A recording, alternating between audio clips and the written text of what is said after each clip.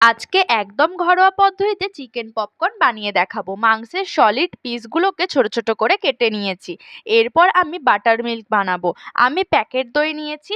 এরপর এর মধ্যে সামান্য জল আর নুন দিয়ে মিশিয়ে নিয়ে মাংস দিয়ে 2 ঘন্টার জন্য ফ্রিজে রেখে দিয়েছি।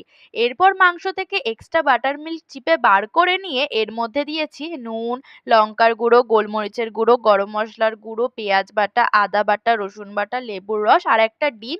এরপর ম্যারিনেট করে 30 মিনিটের জন্য রেখে দিয়েছি।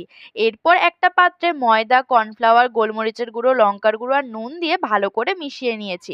এরপর এর মধ্যে মাংসগুলো দিয়ে দিয়েছি। ময়দা ভালো করে কোট করে এক্সট্রা ময়দা ঝেড়ে নিয়ে ঠান্ডা জলে ডুবিয়ে আবার ময়দায় দিয়ে ভালো করে এমন মুঠো করে করে কোট করে নিয়েছি। এরপর ভালো করে এক্সট্রা ময়দা ঝেড়ে নিয়ে একে একে গরম তেলে দিয়ে উল্টে পাল্টে ভালো করে ভেজে নিলেই তৈরি চিকেন পপকর্ন।